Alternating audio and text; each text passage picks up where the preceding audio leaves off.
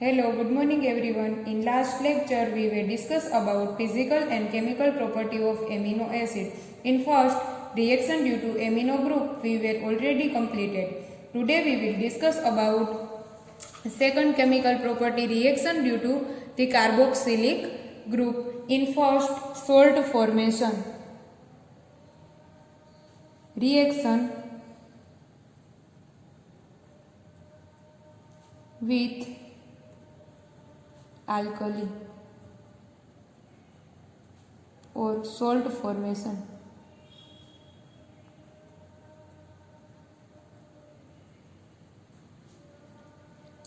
Starting material ले ले alpha amino acid RCH, CO, OH, NH2.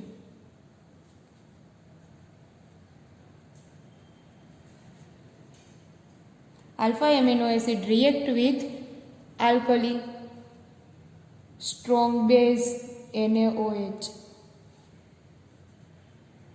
Remove थशे અહીંથી એક હાઇડ્રોજન અહીંથી OH H2O અહીંયા Na પ્લસ OH માઇનસ અહીંયા C double bond O OH oxygen અને હાઇડ્રોજન વચ્ચે જે બોન્ડ છે તેના lone pair of electron oxygen લઈ જશે જ્યારે આ બોન્ડ બ્રેક થશે ત્યારે હાઇડ્રોજન H પ્લસ સ્વરૂપે રિમૂવ થશે લોન પેર ઓફ ઇલેક્ટ્રોન લઈ જશે ઓક્સિજન એટલે બનશે COO minus Na plus RCH NH2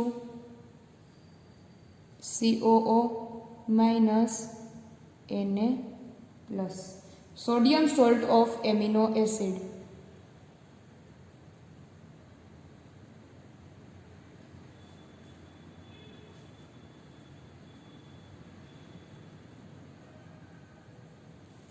second રિએક્શનમાં આગળ વધશું. Reaction with alcohol.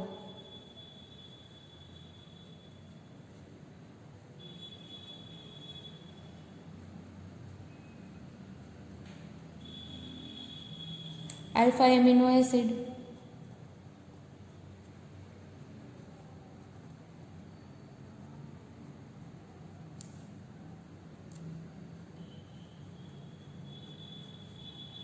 react with alcohol like C2H5OH ethanol in presence of strong acid like hydrochloric acid HCl.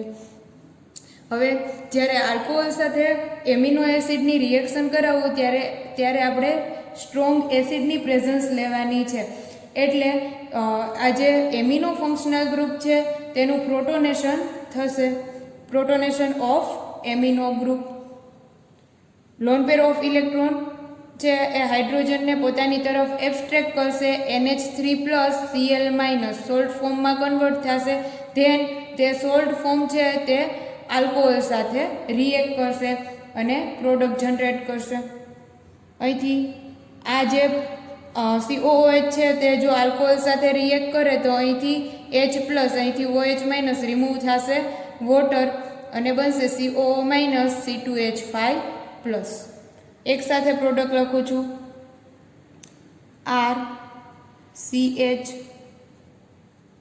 NH3 plus Cl minus COO minus C2H5 plus hydrochloride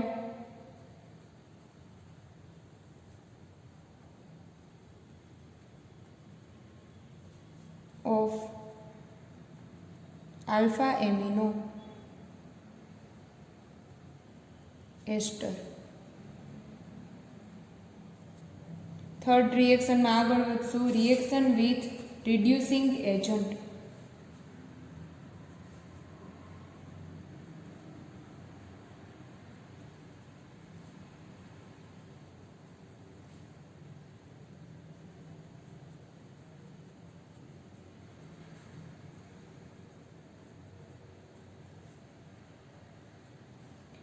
Reaction with reducing agent like lithium aluminum hydride. Alpha amino acid react with lithium aluminum hydride. RCH COOH NH2.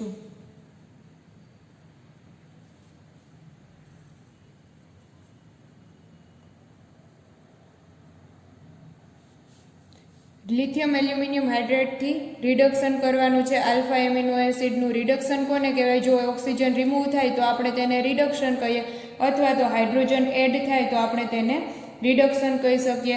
એટલે સૌથી પહેલાં જ્યારે reduction થશે ત્યારે અહીંથી એક oxygen remove થશે અને ફરીથી રિડક્શન થશે એટલે 2 હાઇડ્રોજન એડ થશે.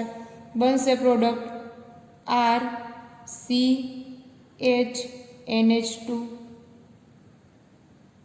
પહેલી વખત થયું એટલે એક ઓક્સિજન રિમૂવ થયો, બીજી વખત 2 હાઇડ્રોજન એડ થયા એટલે બનશે CH2OH.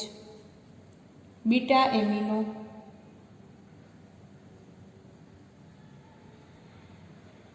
Alcohol.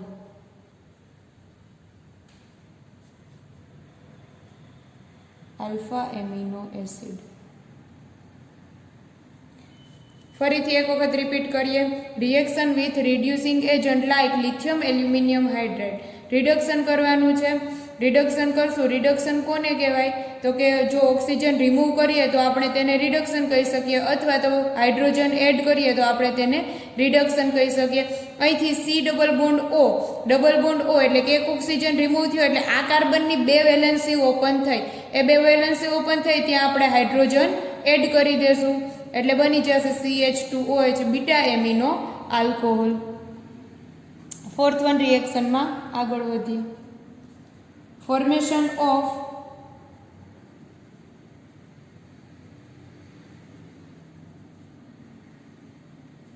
Acid chloride.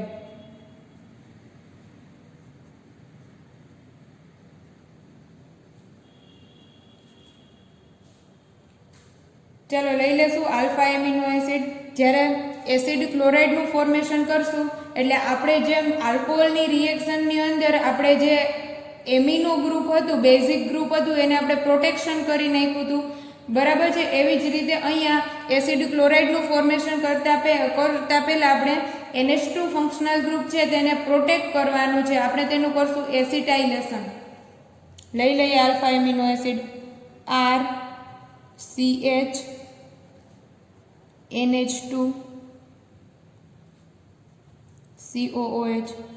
Acid chloride generate કરવો છે એટલે સૌથી પહેલાં આ જે બેઝિક ગ્રુપ છે તેને પ્રોટેક્ટ કરવું પડશે. એટલે આપણે અહીંયા કરશું તેનું એસિટાઇલેશન કરશું. CH3 COCl એસિટાઇલેશન રિમૂવ થશે HCl બનશે RCH NH COCH3 COOH. હવે આપણે તેનું કરશું N acetyl alpha amino acid મળ્યો. હવે તેનું રિએક્શન કરાવશું PCl5 સાથે. N acetyl alpha amino acid reaction કરાવશું PCl5. PCl5 સાથે રિએક્શન કરાવશું એટલે રિમૂવ થશે POCl3. અહીંથી એક ઓક્સિજન POCl3. ફોસ્ફરસ યુઝ થઈ ગયો, અહીંથી એક ઓક્સિજન યુઝ થયો અને 3 ક્લોરીનના મોલેક્યુલ યુઝ થયા. હવે 2 ક્લોરીનના મોલેક્યુલ વધ્યા છે તો એક ક્લોરીનનો મોલેક્યુલ છે અહીંથી H+, એક Cl- રિમૂવ થશે HCl હાઇડ્રોક્લોરિક એસિડ. હવે એક ક્લોરીનનો મોલેક્યુલ વધ્યો છે તે અહીંયા બાઇન્ડ થશે, બનશે RCH C double bond O Cl NH C double bond O CH3. N acetyl alpha amino acid chloride. N acetyl alpha amino acid chloride.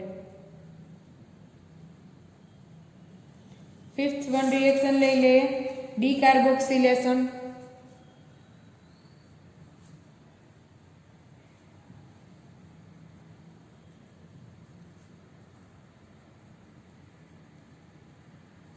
ડીકાર્બોક્સિલેશન કરશું એટલે CO2 નો મોલેક્યુલ રિમૂવ થશે. લઈ લઈએ alpha amino acid RCH COOH NH2 alpha amino acid.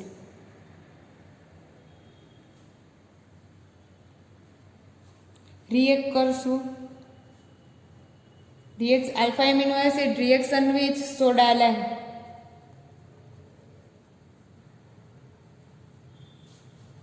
Soda લાઇમનું mixture કોને કહેવાય તો કે NaOH plus CaO calcium oxide. Heating remove થશે અહીંથી CO2 મોલેક્યુલ એટલે બનશે RCHH CH2 NH2.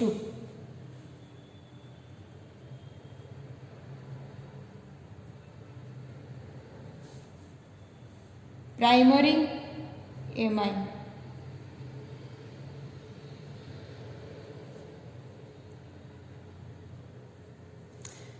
આ જે CO2 છે તે અહીંયા બાઇન્ડ થાય તો અહીંયા લઈ શકીએ.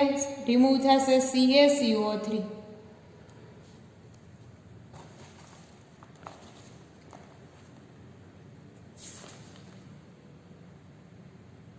ચલો 6th રિએક્શન ની અંદર આગળ વધશું. Dakin West reaction.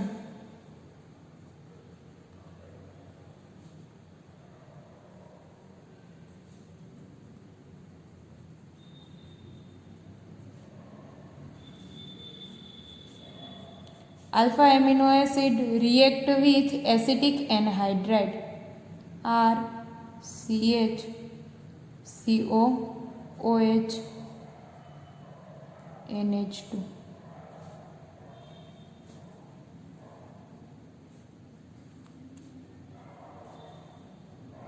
CH3 C double bond O O C double bond O CH3.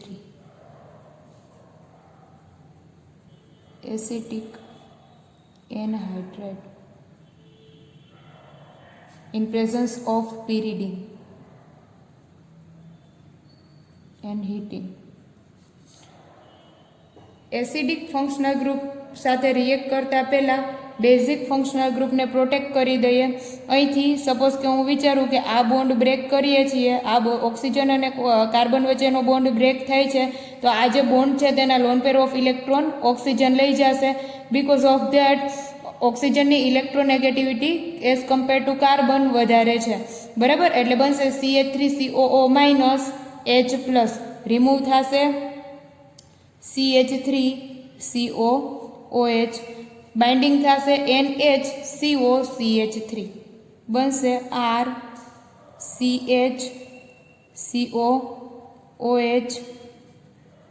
NHCOCH3. ફરીથી એસિટિક એનહાઇડ્રેટ સાથે રિએક્શન થાય. CH3 C double bond O O C double bond O CH3. ઠીક છે. હવે અહીંયાથી બોન્ડ બ્રેક થશે. Suppose કે હું એમ વિચારું છું કે અહીંથી ઓક્સિજન અને હાઇડ્રોજન વચ્ચેનો બોન્ડ બ્રેક થાય છે, તો H પ્લસ અહીંથી આ કાર્બન અને ઓક્સિજન વચ્ચેનો બોન્ડ બ્રેક થશે. એટલે આની ઉપર આવશે નેગેટિવ ચાર્જ, આની અહીંયા આવશે પોઝિટિવ ચાર્જ. રિમૂવ થશે એસિટિક એસિડ CH3COOH અને બાઇન્ડિંગ થશે પોઝિટિવ ચાર્જ નેગેટિવ સાથે બાઇન્ડ થશે.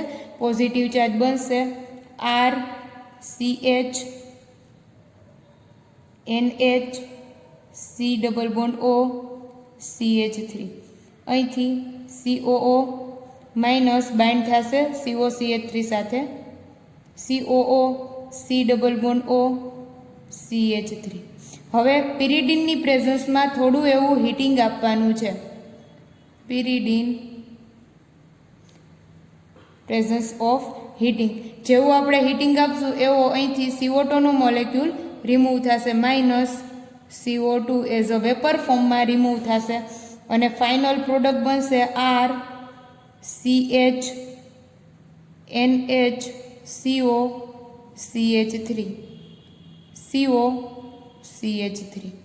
ફાઇનલ જે પ્રોડક્ટ મળી તેને કહેશું આપણે આલ્ફા એસિટામિડો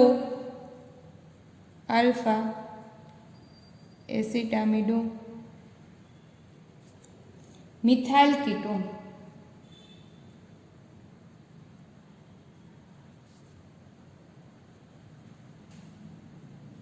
તો અહીંયા આપણે reaction due to carboxylic group complete કરીએ છીએ. નેક્સ્ટ લેક્ચરની અંદર આપણે જોવાનું છે reaction due to both amino and carboxylic functional group.